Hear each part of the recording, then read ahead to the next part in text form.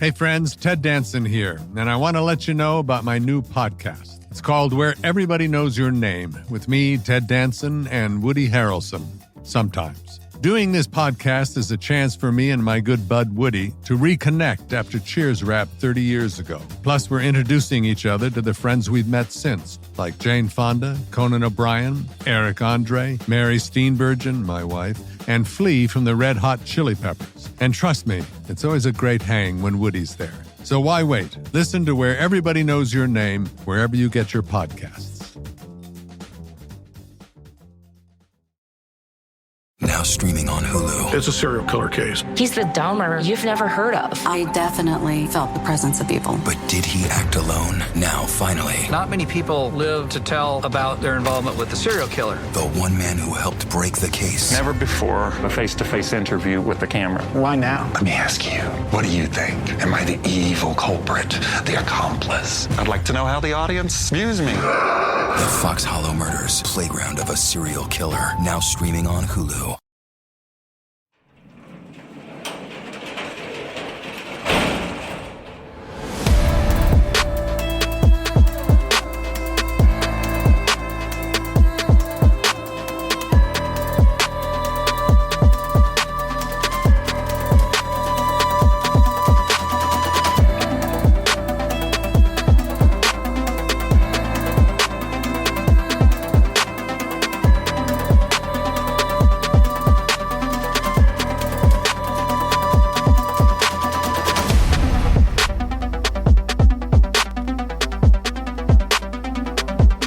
Welcome to True Crime Garage. Wherever you are, whatever you are doing, thanks for listening. I'm your host, Nick, and with me, as always, is a man who's an Xbox, and I'm more Atari. Here is the captain. Yeah, and we're all playing games in the garage. It's good to be seen and good to see you. Thanks for listening.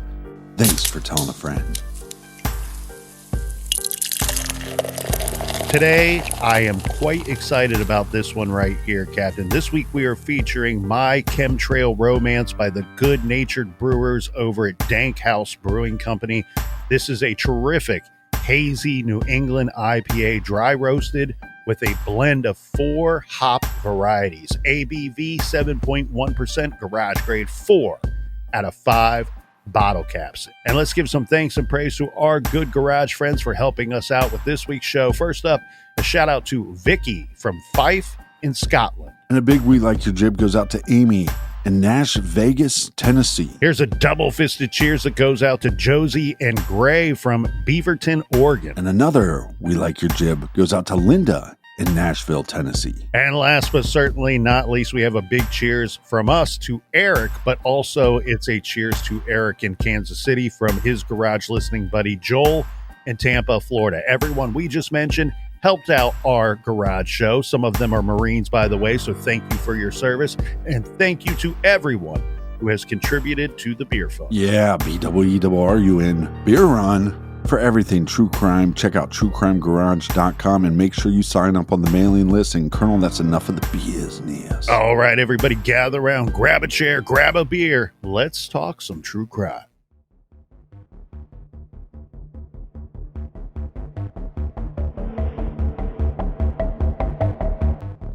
Anthony Guy Walker's story is one of darkness and revelation, a haunting journey through crime and memory that shook Michigan. Known for a string of brutal murders dating back to the 1970s, Walker's past reads like the plot of a true crime novel, one that twists through multiple confessions, long-delayed court hearings, and the haunting reopening of cold cases. His belated admissions to decades-old slayings shocked communities and left families of his victims reeling, while his story became a flashpoint for the press. Walker's life and the cases tied to him revealed the frailty of justice and the eerie endurance of secrets hidden in small-town America. This is True Crime Garage.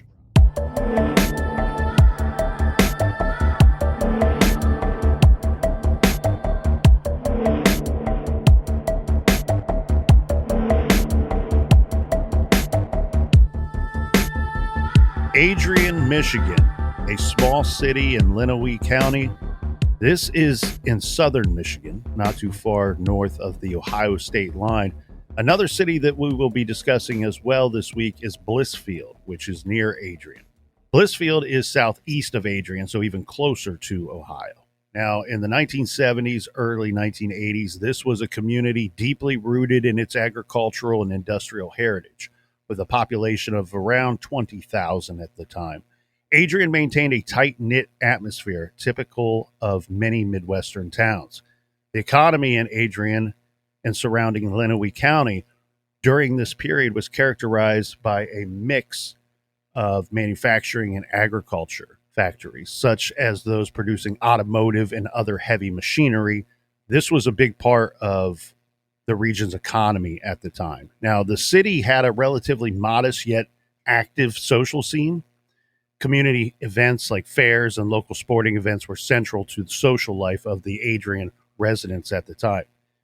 This is small town America. This is the Midwest, and we're going to go way back to 1979, January 15th, 1979, to a small two-story home located on West Maple Avenue in Adrian, Michigan. It's dark out, it's late, when a young man named Francisco Torres went to his sister's home. His sister is 24-year-old Yolanda Torres Madison. She lives there with her 10-month-old daughter, Jessica. It is unclear why, but he says that he went there to check on his sister. He knocks several times on the front door, gets no response. He says that he grew more concerned once he arrived at the house because all of the curtains were closed. So after getting no answer at the front door, he runs to the back door, and he says he was pounding on the back door, and again, no answer. He runs back to the front porch as he was going to try the front door once again, but this time he notices smoke coming from the second floor of the home. This prompted him to, of course, find a phone and call the fire department.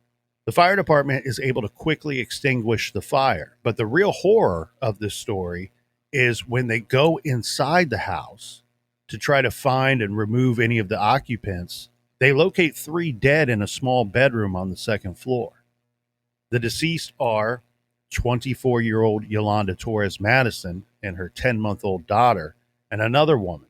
This woman's name is Teresa Carey, 19 years old. The women were found tied up, badly injured, and badly bruised. The baby appeared to be untouched. Autopsy findings are that the 2 women were beaten, stabbed, and shot. The baby died from smoke inhalation. The fire chief determined that arson was the cause of the fire, so we have a triple homicide case here. The house appeared to be ransacked, and some more information here. Yolanda Madison was shot once. Teresa Carey was shot twice. All were found in an upstairs bedroom with their hands tied behind their backs.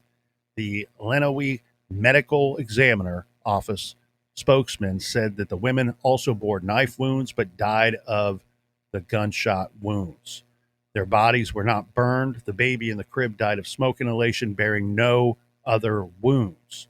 Police quickly learned that the 2 women worked together at SER Jobs for Progress. This is a social service agency. Both were longtime residents of Adrian. And as said, the police stated that the house was ransacked. But there doesn't appear to be any report of forced entry into the home. And frankly, on this one, Captain, as concerning as it would be, the Michigan State Police were quickly brought in on this one, of course. They were hoping to learn more about the house and the movements of the people found inside. However, the suspect or suspects who killed and set the fire and fled were a mystery. None of the neighbors saw a thing that night. In fact, the police told the papers, quote, "We don't have any specific suspects now. We are not looking for anyone in particular," end quote. When they interview the folks that knew the 2 women best, they do learn of some activity from the night before. Police speak to one Deb Carey. So this is no relation to the victim, Teresa Carey, but it is Teresa Carey's best friend. She tells police that the evening before the fire, she went with Teresa to a local Wendy's. Teresa ordered a Wendy's single with cheese and no tomato. Then they went to Yolanda's house, the murder house. But before the 2 went inside, Deb says that she's overcome with the sudden urge to go home, to leave the place and go home. We've seen this before, Captain. Some people seem to possess the ability to sense evil. This Deb Carey escaped whatever evil befell the two women inside that house on that dark and cold January night. So they end up stopping by the house earlier that night. Then they go out, have a little get together. And then on the way home, your friend is driving you home and she says, oh, there's somebody at my friend's house. I see a car that I don't recognize in her driveway. Let's stop and check on her. They pull into the driveway. Your friend says to you, hey, I'm just going to be in there a minute. And she says, well, how long? Well, I don't know, maybe 30 minutes. She goes to reach to open up the door handle and something hits her. Tells her this is bad. Something's not right. She doesn't tell her friend this. She just says, well, if you're going to be that long, can you just take me home? And then on the way home, and when she's dropping you off in your driveway, you're then telling your friend, hey, I want to go back and check on her. That it's too late. But she never stops her and says, hey, I have a funny feeling about this. Yes, she tells her friend, at least recommends to her, don't go back there. It's too late. But then she exits the vehicle and notices that her friend, even though she said that she would not return to the home, the direction that she takes out of there implies that she may be returning to that house. And then you probably thinking to yourself, well, she's a good friend. She's going to check on her. It's probably nothing. It's very strange in this case. We have two people independently of one another. We have Teresa Carey's best friend, Deb Carey, who says, I got this uneasy, weird feeling, and I wanted to go home. I recommended to Teresa, don't go back to the house. Teresa goes back to the house, and sadly, her and Yolanda are found dead the following day after the fire is extinguished. But we also have Yolanda's brother, who says that he decided to stop and check on his sister. There's another set of eyewitnesses as well. This other set of eyewitnesses were just walking by the police station, but because this house was so close to the police station, they could see the fire or smoke coming from the house, and so they just walked into the police station and said, hey, we want to report a fire. And they said, where? Across the street. Despite the severity of the crime and the outrage from the local community, there wasn't really a whole lot of evidence in this case back in 1979 to pursue any one particular suspect. And so the case goes cold. Now, it's hard to say why, and Captain, I think you're going to be able to fill us in here a little bit, but there was a person of interest in this case, and his name is Anthony Guy Walker. He's a man with a history of violence who went by the name of Tony Walker and oftentimes called Red Walker. Well, like you said, there was basically no evidence, no leads. They were not reporting to the public that these women were raped and then murdered. They were just saying we have murdered victims.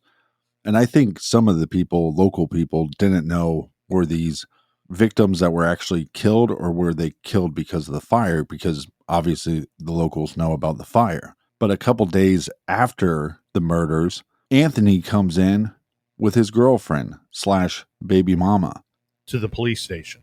And she wants to report a missing gun. She claims she bought a gun 3 days earlier. She had it in her car. The gun was loaded and somebody stole it. When they were asking her questions about it, they asked her, hey, was the gun loaded? Her boyfriend, Anthony, says, what good is a gun if it's not loaded? And they thought that was very strange, but you also have to remember these detectives know the murder weapon in this triple homicide is a .22. That's correct, a .22 caliber gun, and that's the same caliber that the lady with Tony Walker at the police station is reporting to be missing or stolen. So the problem with the detectives is Anthony has a solid alibi. His girlfriend is saying he was with me all night. So he's still somebody that they keep on their radar, but they can't even connect him to the victims. The murder weapon is not found. This Tony Walker, who's interesting to detectives, has a solid alibi, and they can't find any witnesses to put Tony Walker or really anybody else, any other good suspect, at the scene of the crime around the time of the murders. And you're right, they did, some of the holdback information here would be the sexual assault that took place inside that home. Like we said, this case goes cold, and it wasn't for a lack of effort here, because this is a small community, a town of 20,000 people roughly, and 3 of them were murdered. And then somebody set this fire to try to cover their tracks and potentially destroy any or all evidence that might be in that home.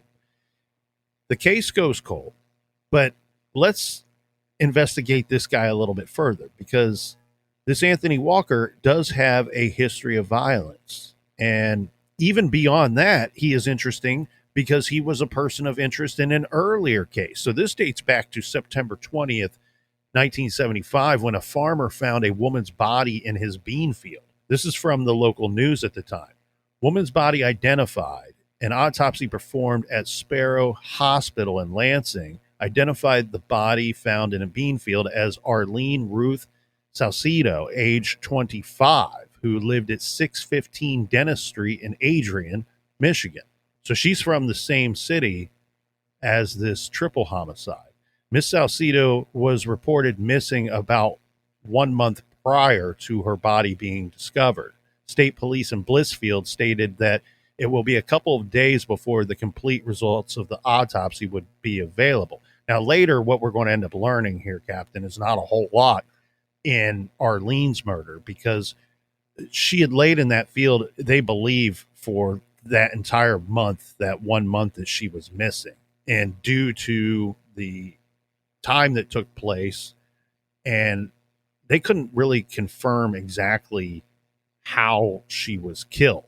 So the only report that they put out there is that there was no obvious signs of a violent death, and the cause of death is actually never determined in that case. But because of where she was found and how she was found, they do ultimately rule this a homicide. Well, her hands were bound by electric cord, and the victims of the triple homicide, the 2 adults, their hands were bound by electrical cord as well. And I imagine, with like we saw in the triple homicide, we have probably a decent amount of holdback information in Arlene Ruth Salcido's case. Right. As said, this Tony Walker was a known person of interest in both of these cases.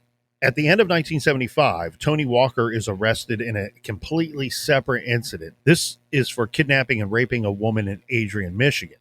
The kidnapping charge was eventually dropped, but that was due to a plea deal. He pleads guilty to sexual assault. He pleads guilty to second-degree criminal sexual conduct.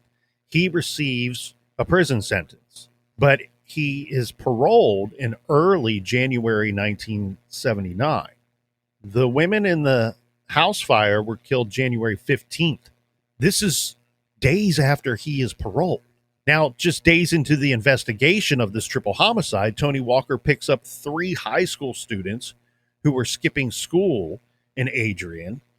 This was on January 27th, 1979. He takes these 3 kids are skipping school. They're female students. He takes them back to his home. So this is what they tell police. The students told police that a man approached them who claimed to be a truancy officer and ordered them into his vehicle. The one girl among the group testified later that the man tried to force himself on her at his home. So he doesn't take them to the police station. He drives them back to his home, tries to force himself on her, but for some reason backs off. I think she pled with him, and for some reason he decides to not assault her, and then drives them all to downtown Adrian and just lets them go. Months later, this mystery man is identified as parolee Tony Walker. He's convicted of this assault on September 11th, 1979. So Walker is now sent back to prison. He's convicted of assault with intent to commit sexual penetration, and he's sentenced as a habitual offender. So he's going to get a lengthier prison sentence. This time he's facing 10 to 15 in prison. But think about that short period of time that we're talking about that he was out as a parolee. He's paroled early January. This triple homicide takes place on the 15th. And then on the 27th, he's picking up 3 underage high school students and basically kidnapping them and taking them to his home. They're lucky that they made it out of there alive. And we talk about some of these killers having these black, dead eyes. One of the reasons that Anthony stuck out to anybody that ever talked to him, anybody that ever met him, is he has these lizard green eyes. He is a distinctive looking individual. You wouldn't confuse him for too many other people, in my humble opinion.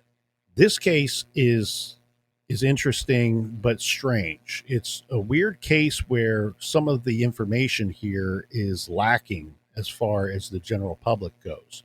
But the angle that is interesting to examine here is this guy. How did he manage to fly under the radar? And ultimately, what we will learn about Walker is not only is he a person of interest in this triple homicide and then this other kidnapping and rape and murder that took place prior, but this man ultimately will spend the overwhelming majority of his adult life in prison behind bars. And it looks like, Captain, you can't let this man out for more than 2 or 3 days or a couple weeks, and he starts to reoffend on all different kinds of levels. Yeah, it makes you question the level of evil that he is, or maybe the level of just not giving a shit. And kudos to the Adrian, Michigan Police Department and those that assisted in this investigation, because they never forgot about this triple homicide. They never gave up on trying to find ways to come up with a good suspect, one that they might even be able to take to trial, to charge at some point. But as the captain said, this Tony Walker, while he said some things that they thought were a bit incriminating, and he essentially puts himself on their radar by coming forward with this stolen gun that, oh, by the way, the caliber matches the gun that was never found, never located, that was used in the triple homicide case. He's got that alibi. They can't put him at the murder scene. They looked at a lot of people in this case, and they went back time and time again and re-interviewed persons that lived in the neighborhood, people that knew the women. And as the captain informed me, they went back and interviewed Tony Walker's alibi multiple times throughout the years, because it's in 2002 that technology is going to catch up with Tony Walker. And they're going to find and be able to tell, the state of Michigan can prove and say, we have Anthony Walker's DNA that puts him inside the murder house at some point in time. Now we need to find a way to link him to being in that house on the night of the murders. Want to dive into that a little bit more. This case, like you said, goes cold for a very long time. I believe it was in 2001, a new detective comes onto the scene. Now, because he's a local, he was curious. I want to look into this case myself. And because it's now 2001, he's going, well, we have this Anthony guy. What is he up to? Oh, he's in prison. Okay, so even though he has an alibi and he was one of our suspects, well, let's test his DNA. But he was arrested and convicted and put in prison before there was the law that you had to give your DNA. So they're only going to get his DNA when he leaves prison. And I think he's set to be released in like 5 years. So they do have some time, but not a lot of time, because they know if you let this guy out, he's going to murder again. What's fascinating, because they can do a search of his cell. So they do a search of his cell, and they don't have to get a search warrant for that. But to get his DNA, they have to get a search warrant. Well, the information they have, or the evidence they have against Anthony, is not enough to demand that he gives a DNA sample. But there's a special law in Michigan that if you can prove multiple cases could be connected, then there's some loophole there.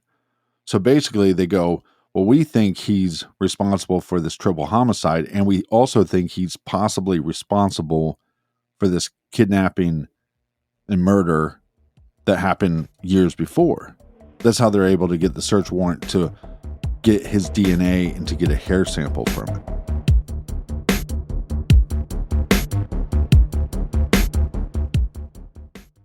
Every 26 seconds, a burglary takes place in the U.S. according to FBI data. That means by the time this podcast ends, dozens of homes will have been targeted.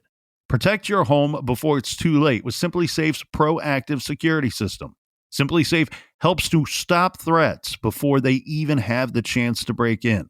SimpliSafe's Active Guard outdoor protection uses AI-powered cameras backed by live professional monitoring agents to monitor your property and detect suspicious activity. If someone's lurking around or acting suspiciously, those agents see and talk to them in real time, activate spotlights, and even contact the police, all before they've had the chance to get inside your home. I love SimpliSafe. We've been telling people to protect their homes and their businesses with SimpliSafe for years now, because I believe that it's the most complete system available on the market. And it's affordable. It's also easy to install. I did it myself. Visit simplisafe.com/garage to claim 50% off a new system with a new professional monitoring plan and your first month free. That's simplisafe.com/garage. There's no safe like SimpliSafe. Acorns believes that anybody can be an investor. That's why they make it so easy to stick to basic, time-tested principles that give your money a chance to grow. Acorns is a financial wellness app that makes it easy to start saving and investing for your future. You don't need to be an expert. Acorns will recommend a diversified portfolio that matches you and your money goals. You don't need to be rich. Acorns lets you get started with the spare money you got right now, even if all you got is spare change. Sign up now and join the over 13 million all-time customers who have already saved and invested over $22 billion with Acorns. Head to acorns.com/garage or download the Acorns app to get started.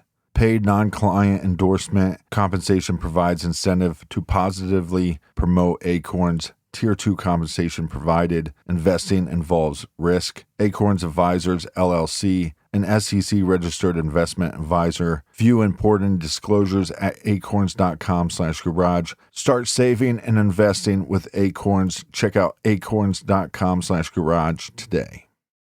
Hiring quickly is a common struggle for employers, especially with the time it takes to sift through resumes and find the right candidates. If that's a challenge you're facing, ZipRecruiter is the solution you need. ZipRecruiter is a hiring site employers prefer the most, based on G2.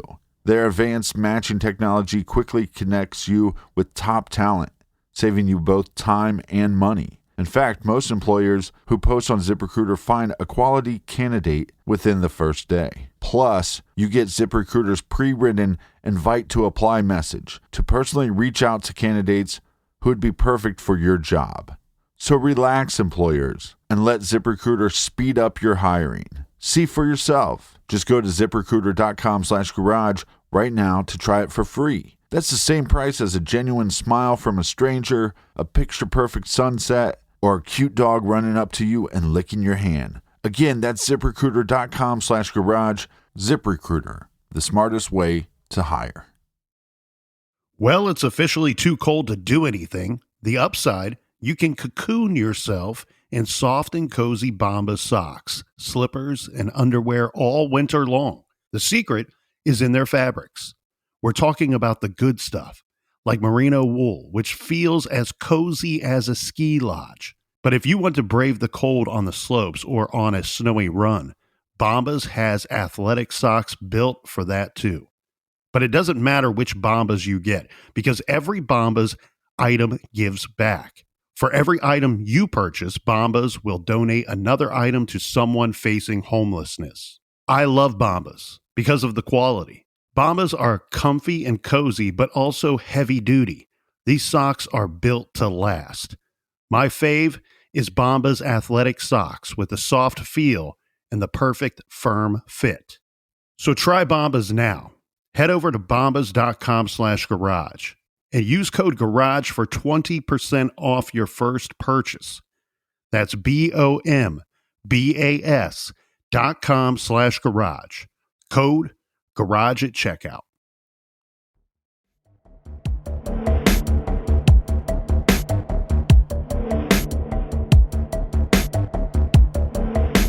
All right, we are back. Cheers, mates. Cheers to you, Colonel. Cheers to you, Captain, and cheers to all the people that have contributed to this month's beer fund. A quick reminder, we are partnering up to help the Keep Our Girls Safe nonprofit organization.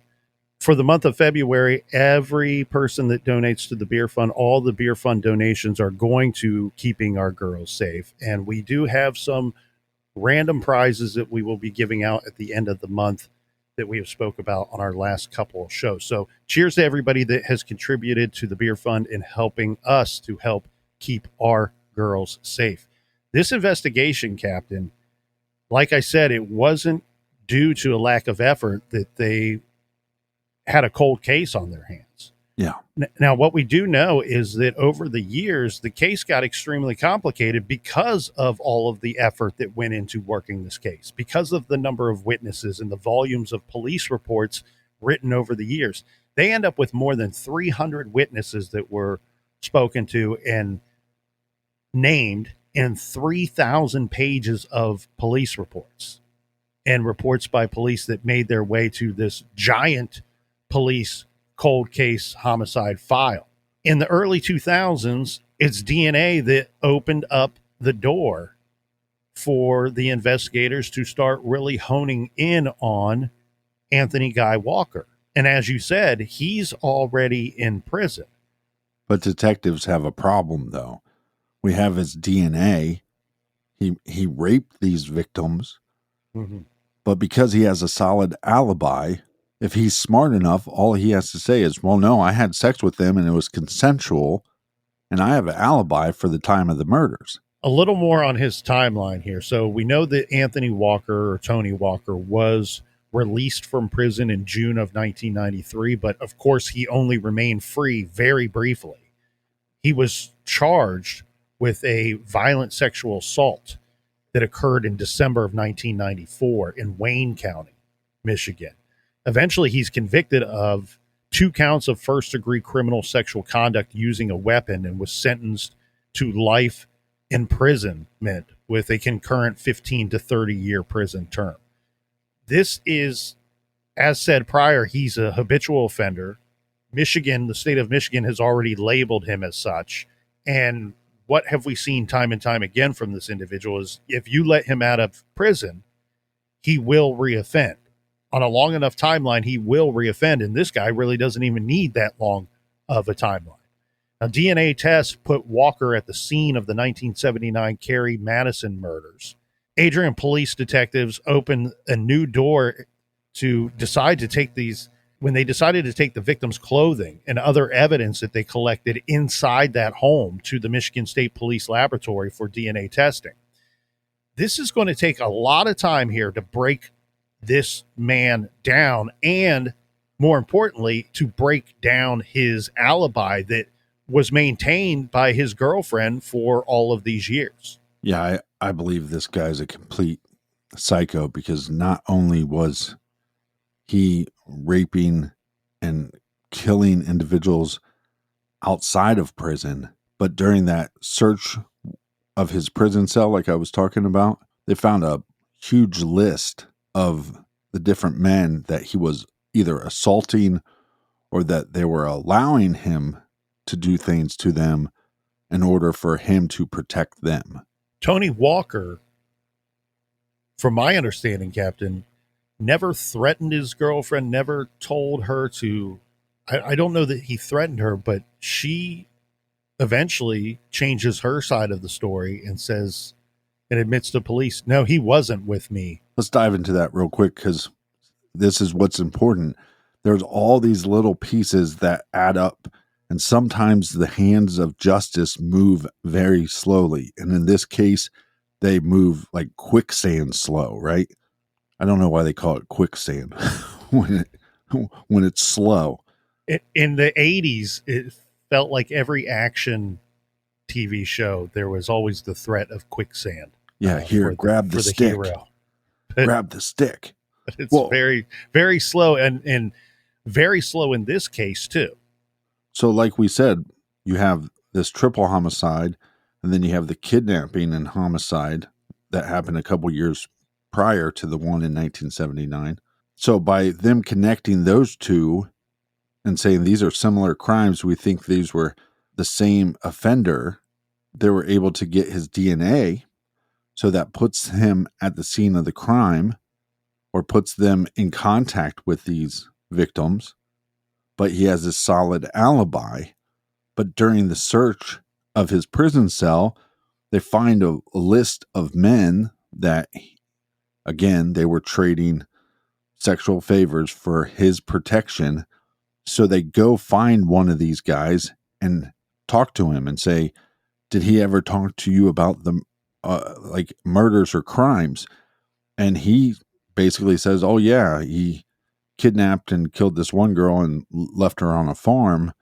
And then there was this, what they called a double homicide, because he was just really talking about the two adult victims.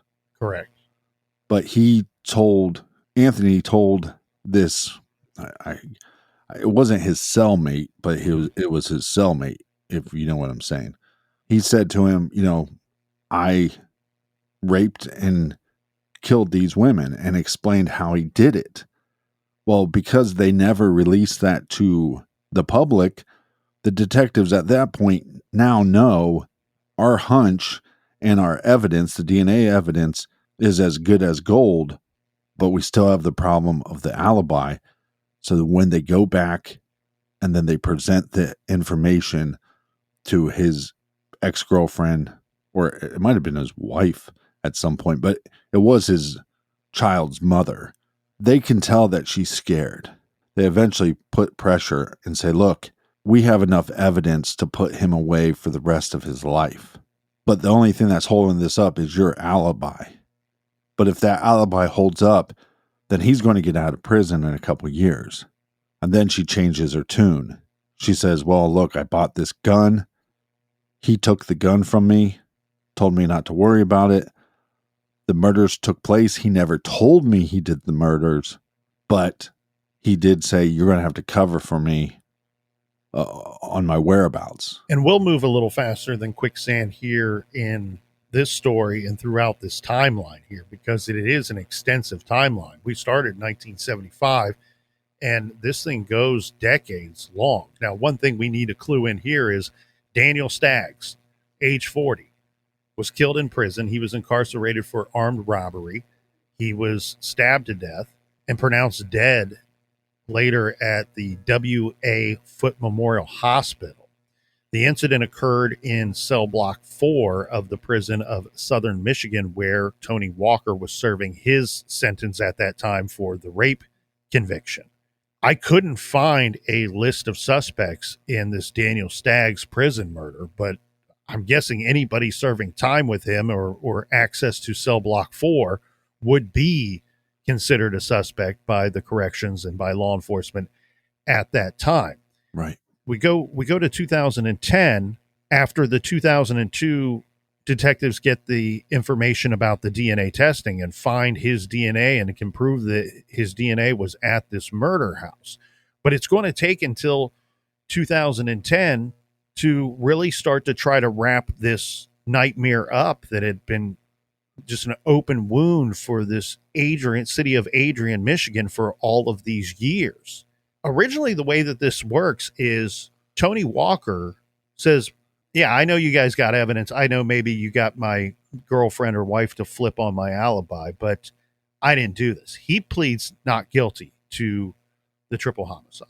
He is going to fight this in court. And in fact, he says he's going to represent himself. Well, at some point, he changes his strategy. And he changes his tune. Yeah, he takes on a public defender who is going to represent him. This process kind of drags on. But what will ultimately end up happening is I think the attorney convinced him, like, look, they have a open and shut case on you, my friend. Like, you are in big trouble, and you might want to take kind of control of this situation by telling us all what happened.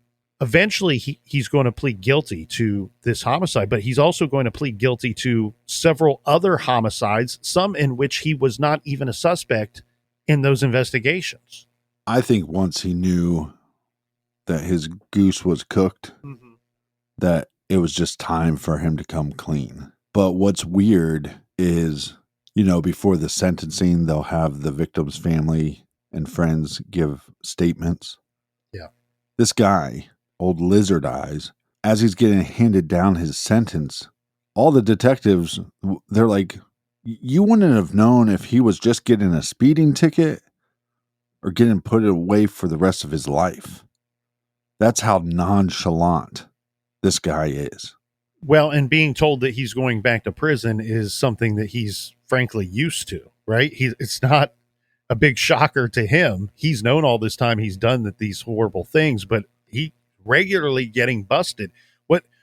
What's bizarre here is that it feels like the crimes that he was able to remain elusive and go mostly undetected were the crimes that resulted in murder. The times that he kidnapped and assaulted persons, he eventually got picked up and got sentenced and sent off to prison for those crimes. I think that's because if you met this guy and you saw him and you saw those eyes, you would never forget him. So he would be an easy person to identify. And I don't know if this guy is a killer that just liked to rape. I think he was a rapist that decided to cover up his crimes by killing. I agree. And that's what I think was missing from a lot of the public information regarding the triple homicide. Was it always read in the reports that came out about it, it always sounded like it was a robbery. And later, when Walker ends up pleading guilty to this triple homicide, he describes it as such. He says this was simply a robbery gone wrong, and he lost control of the two women and he had to kill them. In fact, this is how terrible this guy is, even beyond the murders, right? So even when he's admitting to all of his evil deeds that he's carried out over the course of any time that he's let out of prison, right?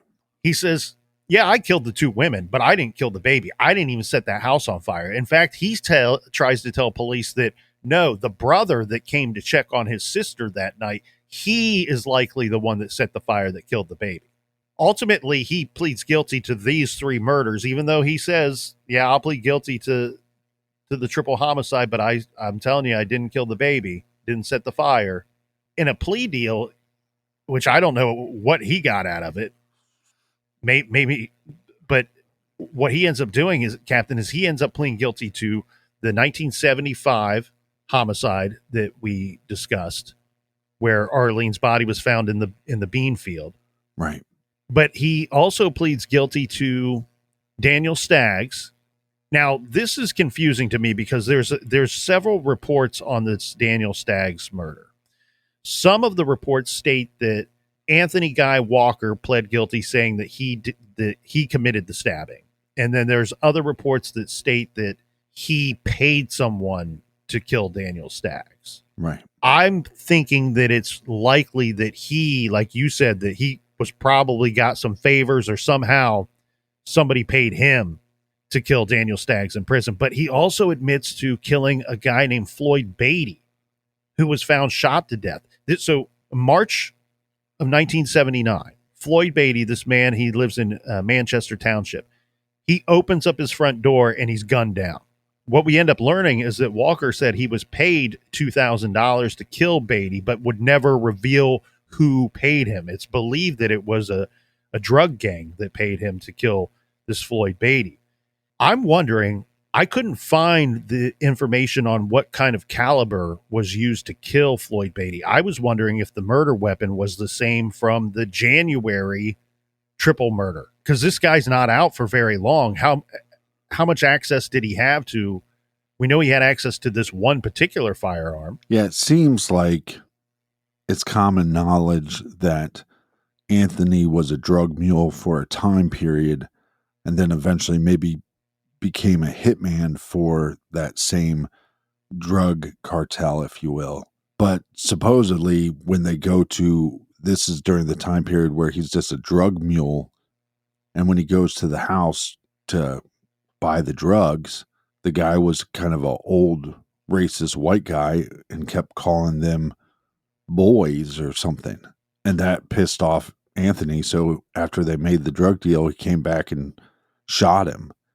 And I think he might have eventually confessed to either a cellmate or maybe even to a detective, because he said, I came back to shoot him because I thought, screw this old racist white guy. And when the guy opened up the door, he started shooting him in the stomach. I think he shot him multiple times.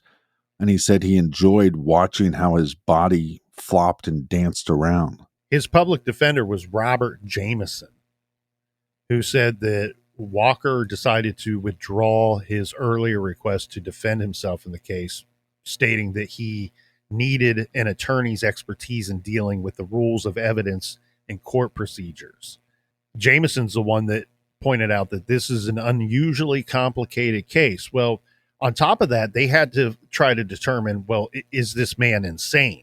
They ultimately determined that he's able to stand trial. But as said, he pleads guilty. After the guilty plea, Walker is sentenced to 3 life sentences without the possibility of parole for these murders. But he was never, even though he pled guilty, or even though he confessed to additional murders, he was never charged. So he's not charged for the Salcedo, the Beatty, or the Staggs murders, even though he's confessed to committing these crimes over the years. You see, all this becomes complicated to me because obviously those victims' families and friends deserve answers. Yeah. But as far as law enforcement goes, you go, well, we got the guy. And we see in the triple homicide case, you're talking about, what, 20 some years to put all the pieces of the puzzle together. Mm-hmm.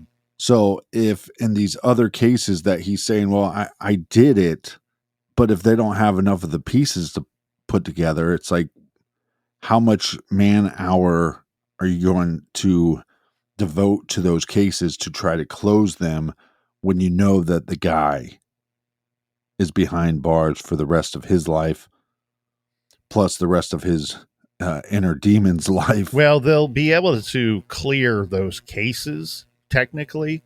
They're not going to continue to work them. This guy's in prison, as you said, for the rest of his life, unless some really great evidence falls into their laps. I don't think we're working these cases anymore. Now, his public defender will go on to say that this is this man's attorney who says, I'm pretty sure he's murdered other people. Right. And in fact, Tony Walker, and we do know that some of these serial killers are, one thing that they all have in common is they are liars. They constantly lie. They constantly make up stories. And we do know that some of them will become serial confessors, right? They'll start confessing to crimes that maybe they didn't actually commit because they want some kind of notoriety. He does appear to want some kind of notoriety, this Tony Walker. In fact, yeah, see, I don't know if it's that he wants notoriety or if it's like I said earlier, his goose is cooked. So it's like, might as well just tell people what happened.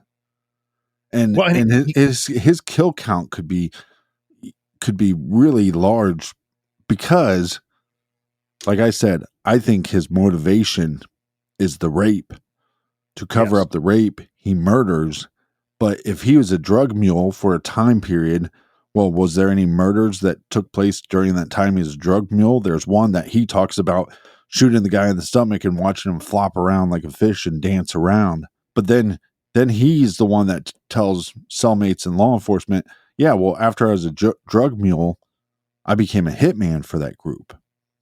Okay, so how many murders took place because he raped somebody and then tried to cover it up? And how many murders were just because I was paid to kill that person? And then how many murders took place in prison because he was getting sexual favors in exchange for protecting those individuals. And he does kind of brag about his crimes in a way, because he says, yes, I murdered a lot of people. Some were for pay and some were for pleasure. So his guilty plea and admissions in Lenawee County effectively clear up 6 homicides, although Tony Walker, according to his attorney, Mr. Jameson, he says Tony might be responsible for 24 others, and says that he was provided by Walker with dates, places, and descriptions of people that he killed.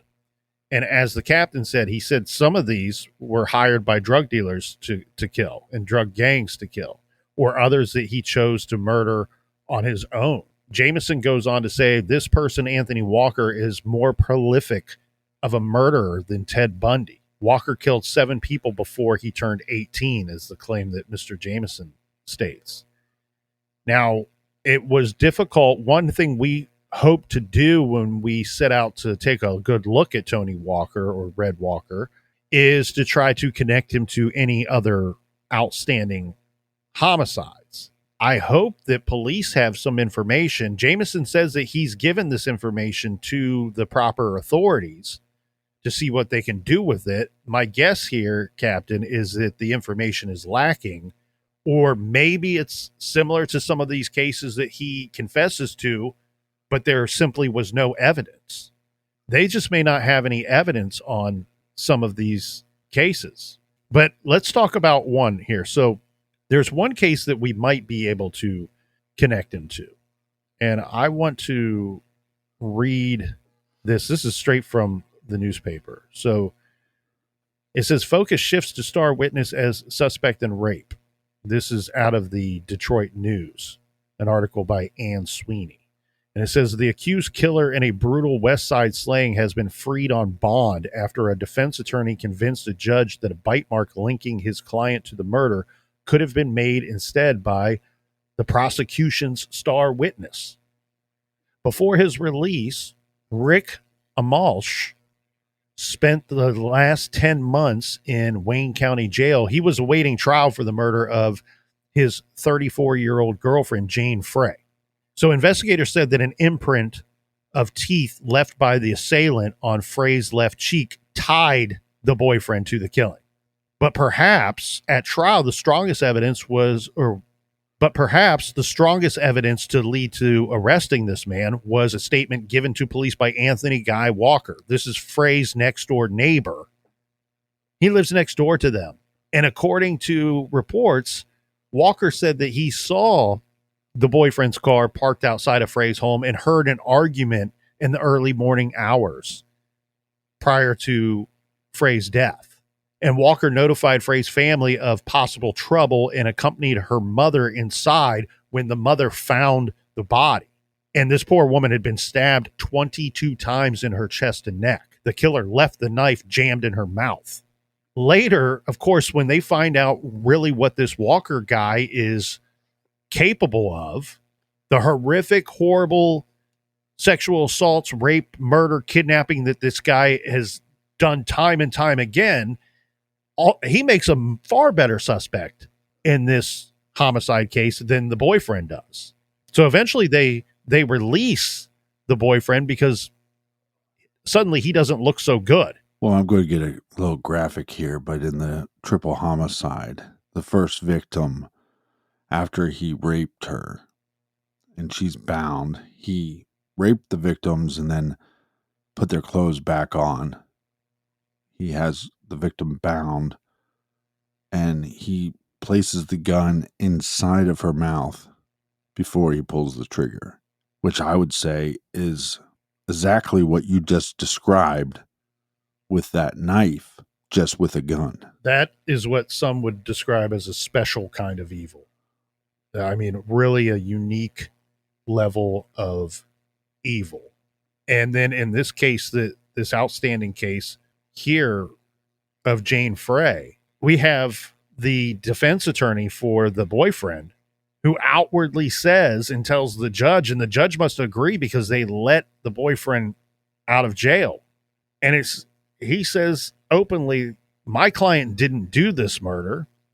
Anthony Guy Walker, the man who was willing to testify against him, is the perpetrator of this murder.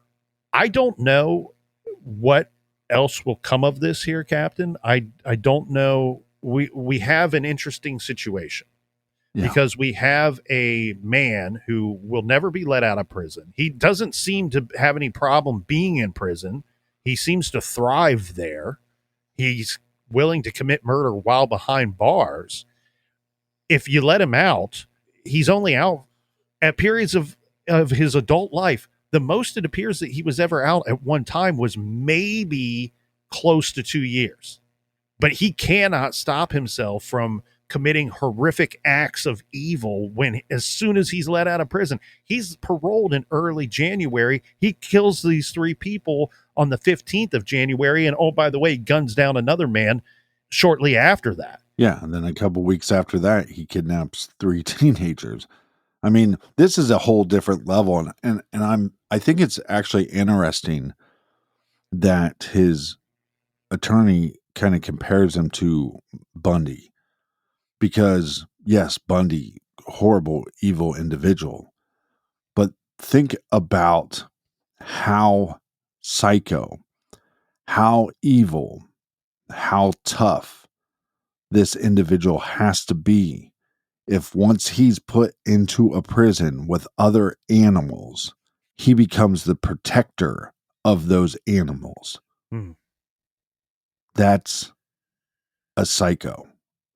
That is somebody you would not want to be alone with in a cell or in a room. We need more information on this guy because, as his attorney pointed out, that he may have killed a dozen more people.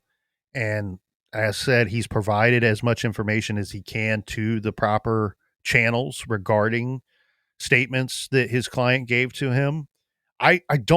I can't get a good handle on this Walker guy, though, because while we have situations where he pleads guilty, he even openly tells us about other murders that he may have had a connection to, but eventually says that he did commit them.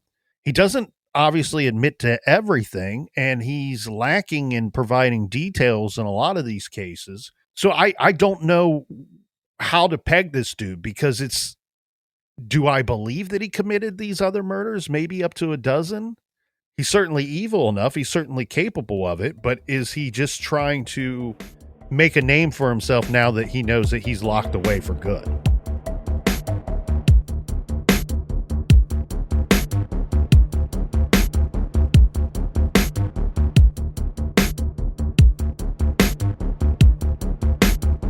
I want to thank everybody for joining us here in the garage each and every week. I have a recommended reading for you this week. Mine would be to just, I guess it's a recommended listening, but go to our YouTube page. I've been uploading the old off the record episodes. There's like 170 some of the old off the record episodes. The new ones are available on Patreon and the Apple Podcast app. But I'm going to be getting to all 170 of them for free on YouTube. So make sure you go there and subscribe. Colonel, do you have any recommended reading for the beautiful listener? Yes, real quick before recommended reading, we do want to remind everybody about True Crime Garage and the Beer Fund and Keeping Our Girls Safe. That is running through the end of this month, and we will have some prizes to give out to people who contribute to the Beer Fund this month. And that will be a safety pack from Keeping Our Girls Safe and a signed Delphi Murders book by yours truly. This week's recommended reading is titled Violence in the Valley by Robert Newell. This is a special shout out to Mary. So she is one of our wonderful listeners who sent me this excellent true crime book. Violence in the Valley is a book of short stories about unusual murders and other crimes investigated in the mid-Ohio Valley by the Parkersburg Police Department Detective Bureau, the West Virginia State Police, and other agencies along the peaceful Ohio River from Wheeling to Huntington, West Virginia.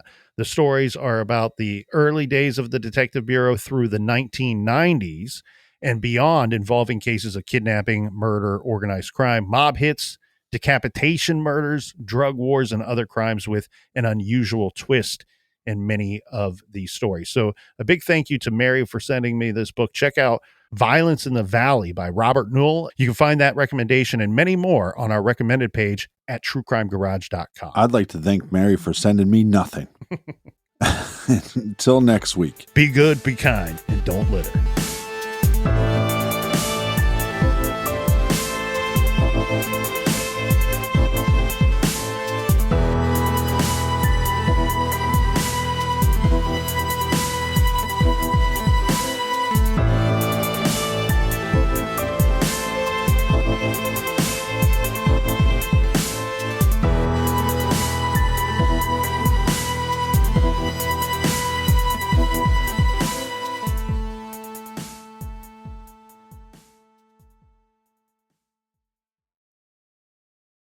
Pandora makes it easy for you to find your favorite music. Discover new artists and genres by selecting any song or album, and we'll make you a personalized station for free. Download on the Apple App Store or Google Play and enjoy the soundtrack to your life.